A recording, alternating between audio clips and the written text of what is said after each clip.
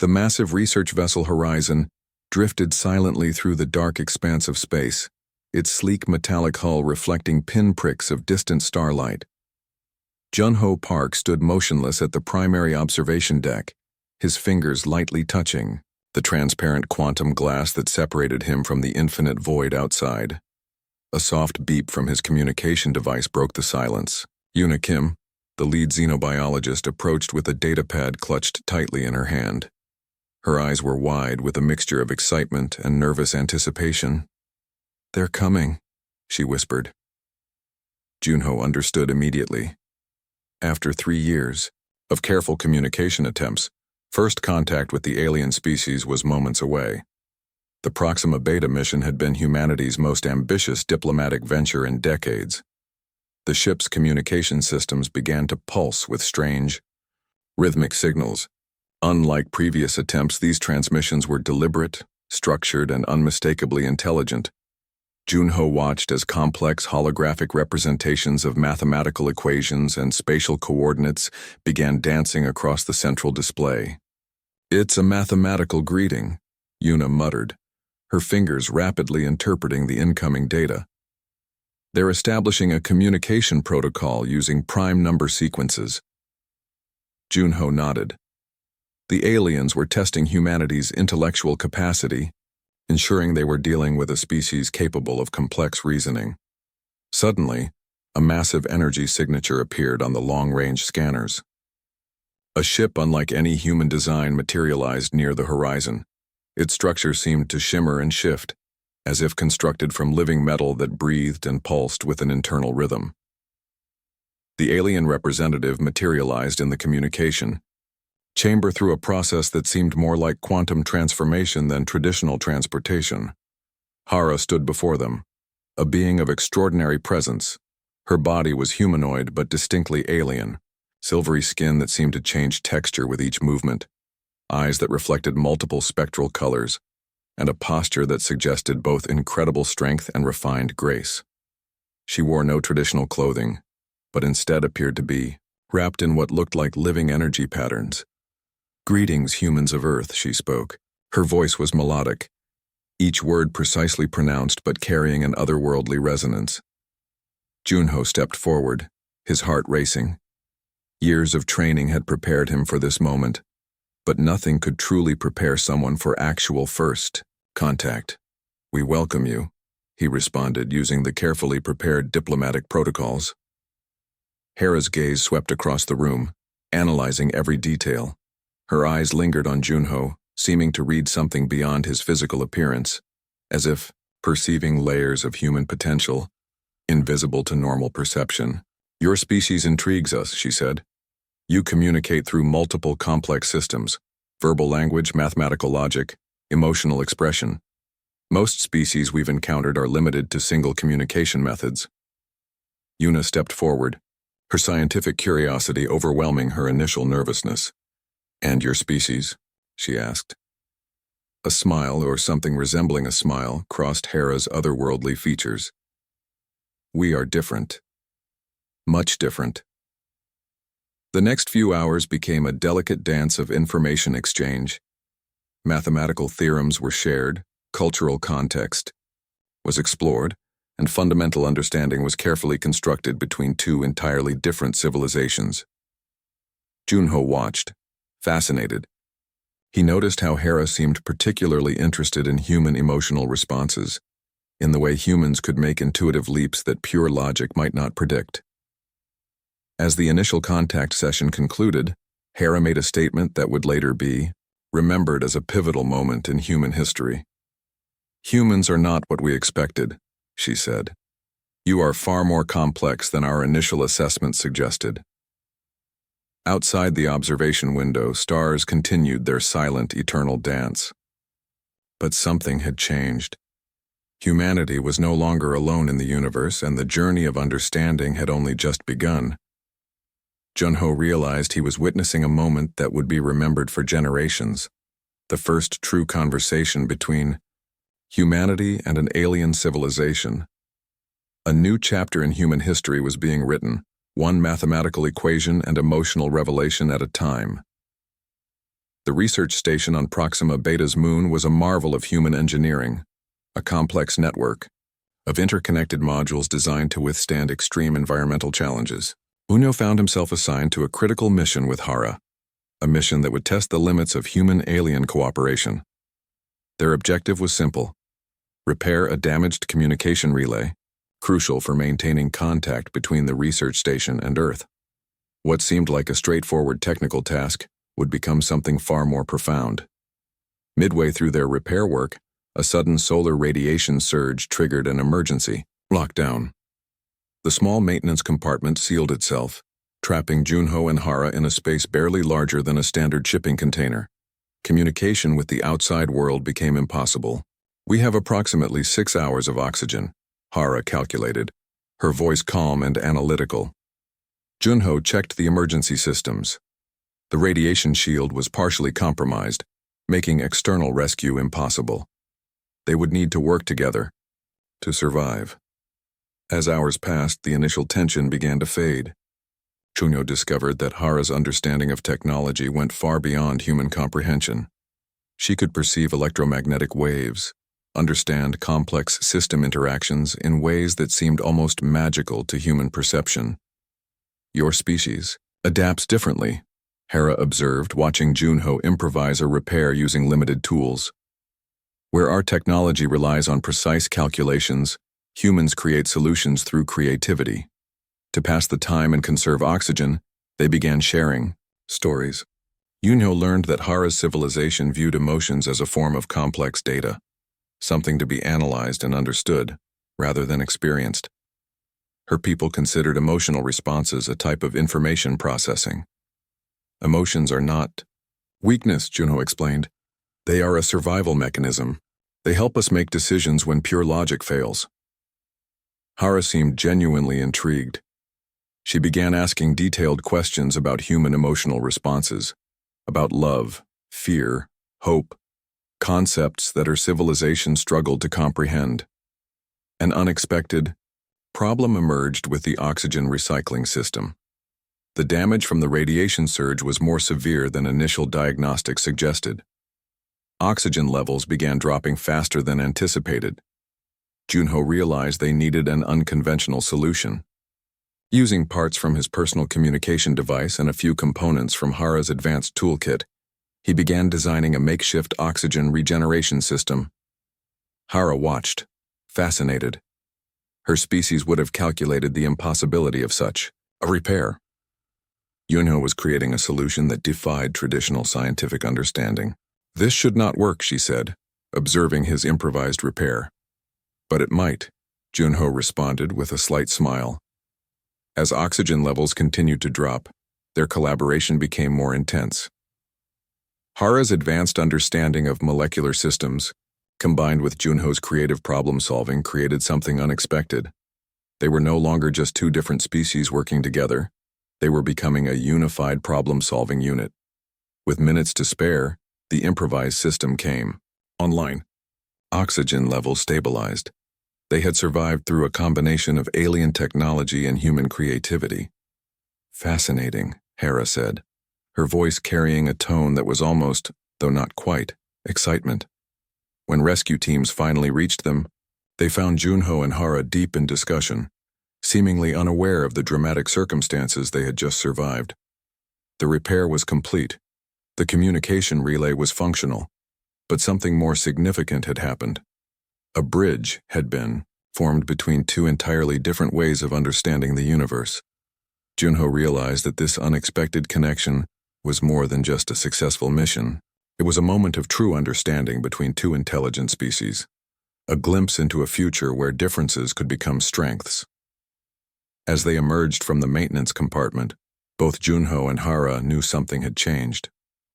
Their perception of each other and of their respective civilizations would never be the same again.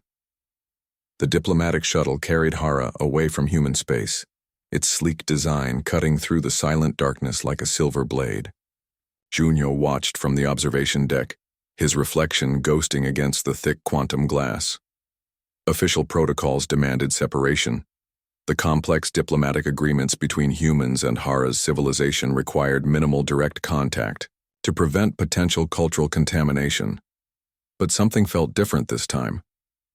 Junho's communication device buzzed with encrypted messages, official reports, mission debriefings. Each document felt hollow, lacking the depth of their previous interactions. Months passed, then years.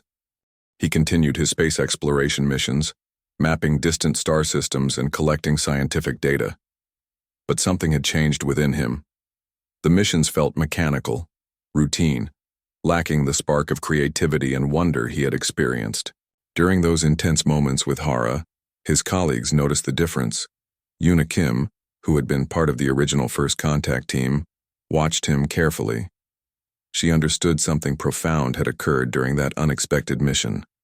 "You're different," she told him one evening during a routine stellar mapping expedition. "Something changed when you worked with the alien representative."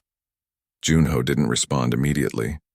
How could he explain a connection that transcended traditional human understanding? How could he describe an interaction that felt more like a mental transformation than a simple professional collaboration? His research work continued, but now each scientific exploration carried a subtle undertone of searching for something undefined, something that existed beyond standard scientific parameters. The memories of Hera remained vivid. Her unique way of perceiving information, her analytical yet curious approach to understanding human complexity, the way she saw emotions as intricate data patterns rather than simple biological responses. Reports from other research teams suggested limited continued communication with Hara's civilization.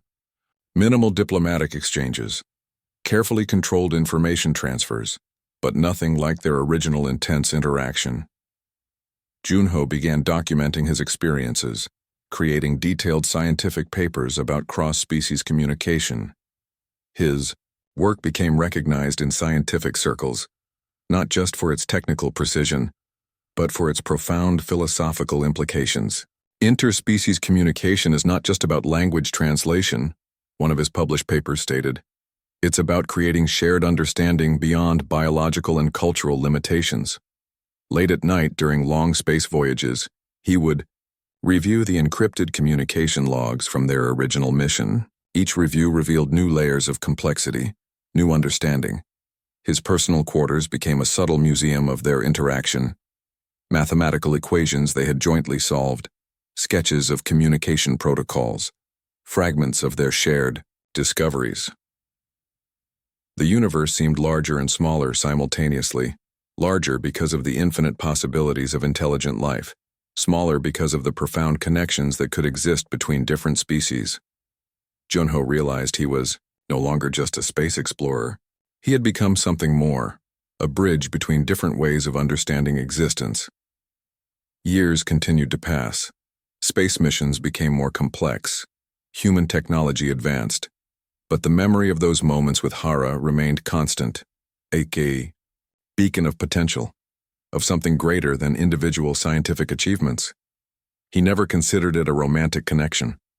It was something more profound, a meeting of intellectual and perceptual possibilities that transformed how he understood intelligence itself. One particular evening, watching a distant nebula form complex patterns, Junho understood something fundamental. Their separation was not an ending.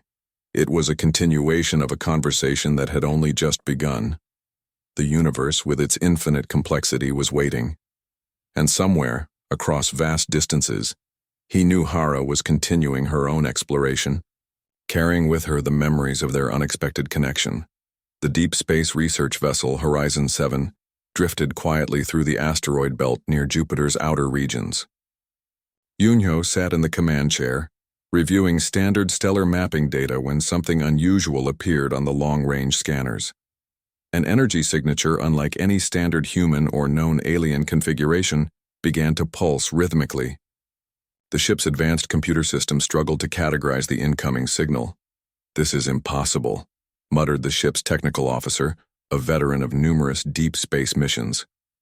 Junho's hands moved across the holographic control panel. Years of experience had taught him to trust unexpected signals. Something about this particular transmission felt familiar, Suddenly, the communication systems erupted with a complex mathematical sequence, a communication protocol he recognized instantly. Only one being had ever used this specific combination of prime number interactions. Hara. The alien ship materialized without standard entry protocols, simply appearing as if constructed from pure energy. Its design had changed, becoming more fluid, more organic than their previous encounter. Official communication channels burst into life. Diplomatic channels at Earth Central began scrambling, preparing for potential first contact scenarios. But Junho knew this was different. This was personal. An encrypted message arrived, coded in a language only he would understand. A combination of mathematical equations and emotional data patterns that spoke directly to their previous interactions. "I have returned," the message read. "There are things humanity must understand." Diplomatic teams wanted to approach carefully. Military. Advisors suggested potential defensive strategies, but Junho understood something they did not. This was not a threat. This was an opportunity. Hera's ship began transmitting vast amounts of scientific data, technological insights that seemed to bypass current human understanding. Discoveries about quantum interactions, genetic potential, and cosmic communication systems that would revolutionize human scientific knowledge. "She's offering more than information," Kim observed, analyzing the incoming data streams. "She's presenting a complete paradigm shift in how we understand universal interactions." Junho knew the risks. Her return would challenge existing diplomatic agreements. Her civilization might view this as a violation of their strict non-intervention protocols. She was potentially sacrificing her entire social standing by returning. The ship's communication systems continued broadcasting. Complex holographic representations began forming in the main conference room. Three-dimensional maps showing potential technological advancements, scientific breakthrough pathways, and intricate connection networks between different intelligent species. Military advisors grew nervous. Diplomatic teams became increasingly agitated. But Junho remained calm. He understood the deeper message behind her return. This was not just a scientific exchange. This was an invitation to something larger, a bridge between two fundamentally different ways of understanding existence. Hours passed. Detailed information continued streaming. Technological insights that would take human researchers decades to fully comprehend were being presented in intricate, accessible formats.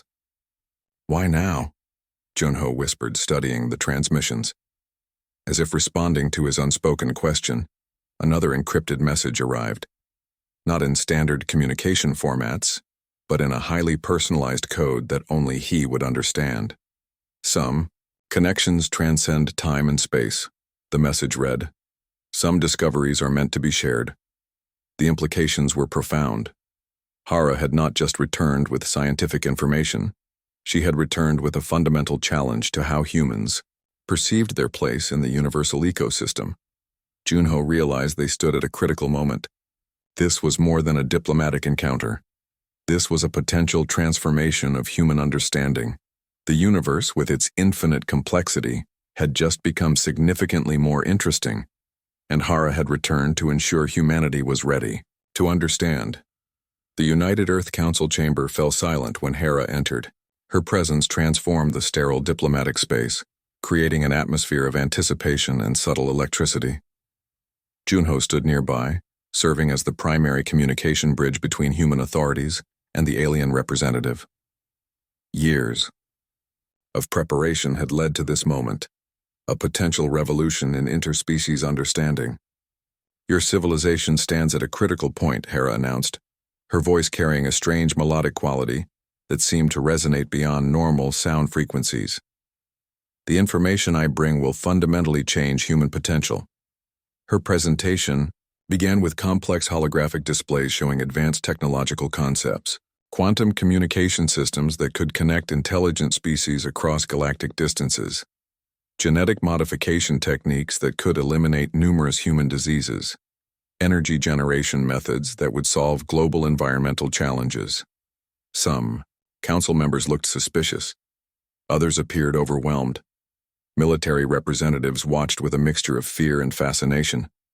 Junho understood something deeper was happening. This wasn't just a technological exchange. This was an invitation to evolutionary transformation. Hara's civilization had been observing humans for centuries. They saw humanity not as a threat, but as a potentially remarkable species with unique, adaptive capabilities. Where other advanced civilizations relied on strict computational logic, humans possessed something extraordinary: creative unpredictability. Humans solve problems by breaking rules, Hara explained. You see limitations as challenges to overcome, not absolute boundaries.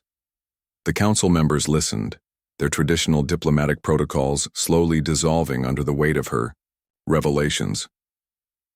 Political complications emerged quickly. Some human factions saw her arrival as a potential invasion attempt. Others recognized the unprecedented opportunity for advancement.